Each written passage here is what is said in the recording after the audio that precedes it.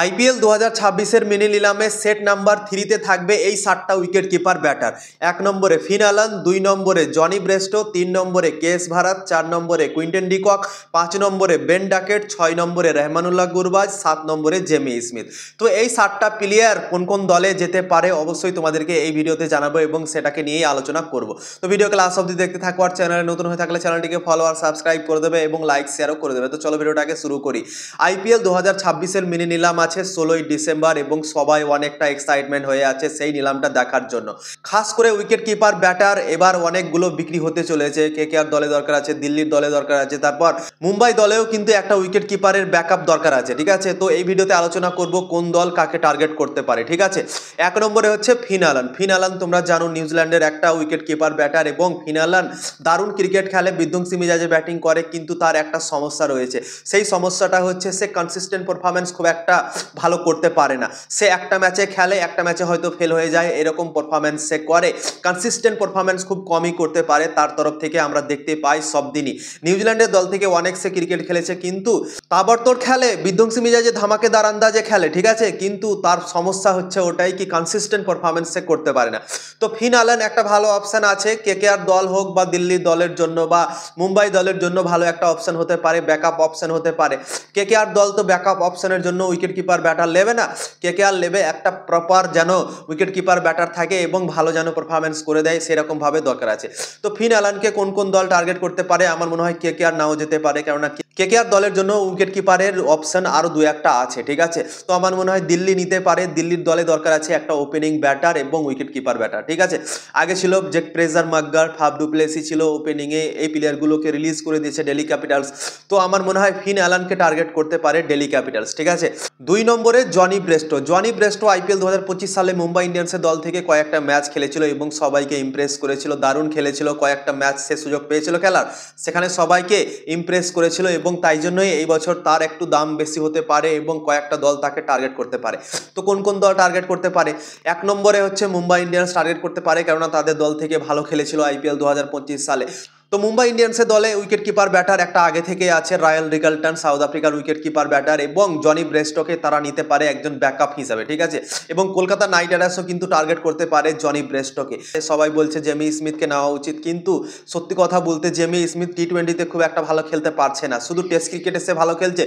টি-20-র record যদি তোমরা দেখো তাহলে কিন্তু জেমি স্মিথ খুব একটা ভালো পারফরম্যান্স করতে পারে না। তো আইপিএল এর মতো একটা বড় মঞ্চে সে কেমন পারফরম্যান্স না করবে তার কোনো গ্যারেন্টি নেই।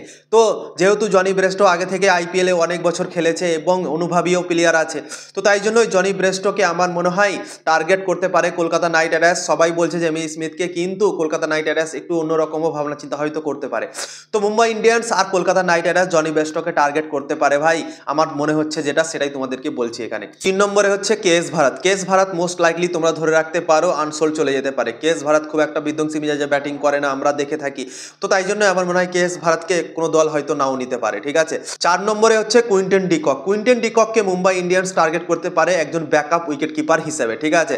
রায়াল রিকালটন আগে থেকে আছে উইকেট কিপার ব্যাটার তাদের কাছে, এবং কুইন্টন ডিকককেও যদি তারা নেয় তাহলে একটা ব্যাকআপ উইকেট কিপার হয়ে যাবে। ধরো রায়াল রিকালটন ভালো খেলতে পারছে না, তার ফর্ম ভালো নেই, তাহলে কিন্তু কুইন্টন ডিকককে নিয়ে আসতে পারে। এবং কুইন্টন ডিকক মুম্বাই ইন্ডিয়ান্সের দল থেকে আগেও ক্রিকেট খেলেছে এবং দারুণ পারফরম্যান্স করেছে, চ্যাম্পিয়নও হয়েছে মুম্বাই ইন্ডিয়ান্সের দল থেকে। তো আমার মনে হয় মুম্বাই ইন্ডিয়ান্স টার্গেট করতে পারে কুইন্টন ডিকককে ব্যাকআপ উইকেট কিপার হিসেবে, ঠিক আছে। 5 নম্বরে বেন ডাকেট। বেন ডাকেট হচ্ছে একটা উইকেট কিপার ব্যাটার ইংল্যান্ডের, এবং বেন ডাকেটকে টার্গেট করতে পারে আমার মনে হয় দিল্লি ক্যাপিটালস। দিল্লি ক্যাপিটাল যদি টার্গেট না করে তাহলে কিন্তু বেন ডাকেট আনসোল্ডও চলে যেতে পারে, তার মামলাটা 50-50 আছে, তোমাদেরকে আগেই বলে দিচ্ছি। হয়তো কোনো দল তাকে নাও নিতে পারে, কেননা বেন ডাকেট যখন ভারত আর ইংল্যান্ডের মধ্যে টেস্ট সিরিজ চলছিল তখন ভালো খেলছিল, কিন্তু এখন সে খুব একটা ভালো ফর্মে নেই। ইংল্যান্ড আর অস্ট্রেলিয়ার মধ্যে খেলা হচ্ছে, সেখানে সে রান করতে পারেনি, এখন তার 2টো টেস্ট ম্যাচ হয়ে গিয়েছে, সেখানে সে রান পায়নি। তো হয়তো তার দামটা হয়তো কমতে পারে বা কোনো দল তাকে নাও নিতে পারে, সে আনসোলও চলে যেতে পারে ভাই। তো বেন ডাকেটের মামলাটা 50-50 আছে, যদি দিল্লি ক্যাপিটালস আগ্রহ দেখায় তাহলে হয়তো দেখাতে পারে, নাহলে কিন্তু আনসোল্ড যাওয়ার সম্ভাবনাটা সব থেকে বেশি আমার মনে হয় বেন ডাকেটের। 6 নম্বরে হচ্ছে রেহমানুল্লাহ গুরবাজ। রেহমানুল্লাহ গুরবাজ আইপিএল 2025 সালে কলকাতা দলে ছিল, কিন্তু খুব একটা সে ভালো পারফরম্যান্স করতে পারেনি, এবং কলকাতা নাইট রাইডার্স আইপিএল 2025 সালে তাকে বেস্ট প্রাইজে কিনে নিয়েছিল, এবং খেলার পরেও সে খুব একটা ভালো পারফরম্যান্স করতে পারেনি, এখনও সে খুব একটা ভালো ফর্মে নেই, তার ওপর নিচে পারফরম্যান্স হতে থাকছে। একটা ম্যাচে হয়তো খেলছে, একটা ম্যাচে খেলতে পারে না, বা 20-30 রান করে আউট হয়ে যাচ্ছে, বড় ইনিংস খেলতে সে পারছে না খুব একটা, তাই জন্যই হয়তো রেহমানুল্লাহ গুরবাজ আনসোল্ড হয়ে যেতে পারে। তো রেহমানুল্লাহ গুরবাজ প্রথমে উঠবে নাম তার, এবং সেখানে সে আনসোল্ড যেতে পারে, এবং দ্বিতীয় অপশানে হয়তো তাকে কোনো দল নিতে পারে, না হলে কিন্তু ভাই আনসোল্ড তোমরা বেশিরভাগ ধরে রাখতে পারো, ঠিক আছে। 7 নম্বরে হচ্ছে জেমি স্মিথ। জেমি স্মিথকে কেকেআর জার্সিতে তোমরা দেখতে পাচ্ছ, ঠিক আছে, এবং কেকেআরকে নিয়ে অনেকটা এক্সাইটমেন্ট আছে কেকেআর ফ্যানরা, এবং কেকেআরকে নিয়েই সব থেকে আলোচনা হচ্ছে কি কেকেআরই জেমি স্মিথকে নিতে পারে, কেননা তাদের দলে উইকেট কিপার ব্যাটার একটা দরকার আছে, এবং কেকেআর দলে 100% দরকার আছে ভাই। তো জেমি স্মিথকে আমারও মনে হয় টার্গেট করা উচিত, কেননা জেমি স্মিথ দুর্দান্ত একটা প্লেয়ার, নতুন একটা প্লেয়ার, এবং জনি ব্রেস্টোর কথা তোমাদেরকে বললাম কি জনি ব্রেস্টো একটা ভালো অপশন হতে পারে কলকাতার জন্য।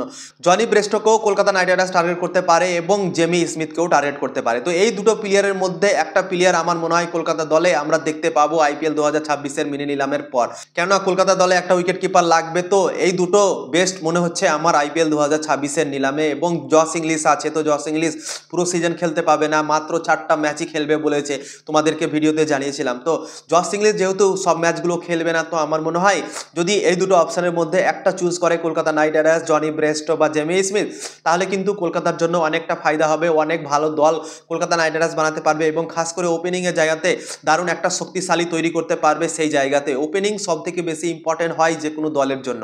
তো জেমি স্মিথ আর জনি ব্রেস্টোর মধ্যে একজন যদি তাবড়তোড় ক্রিকেটার পেয়ে যায় যারা কনসিস্টেন্ট রান করতে পারে ওপেনিংয়ে খেলে, তাহলে কিন্তু দল অনেকটা ভালো হয়ে যায়। আইপিএল 2024 সালে তোমরা দেখলে সুনীল নারায়ণ আর ফিল সল্ট কিভাবে কনসিস্টেন্ট পারফরমেন্স করেছিল, সেরকমই কিন্তু কনসিস্টেন্ট পারফরমেন্স করার জন্য ভালো একটা প্লেয়ার লাগবে। তো সেখানে জনি ব্রেস্টো আর জেমি স্মিথ আমার মনে হয় বেস্ট হতে পারে। এই দুজনের মধ্যে একজনকে পেলেই কলকাতা নাইট রাইডার্স স্যাটিসফাইড হয়ে যেতে পারে আমার মনে হয়। তো এই 7টা প্লেয়ারের মধ্যে কলকাতা নাইট রাইডার্স কোন কোন প্লেয়ারকে নেবে এবং কোন দলে কোন প্লেয়ার যাবে তোমাদেরকে অবশ্যই জানালাম। তো তোমাদের কি মনে হয় কমেন্ট করে জানাতে পারো। তো এই ইনফরমেশন দেখার জন্য তোমাদেরকে অনেক অনেক ধন্যবাদ। সবাই লাইক শেয়ার করে পাশে থাকবে।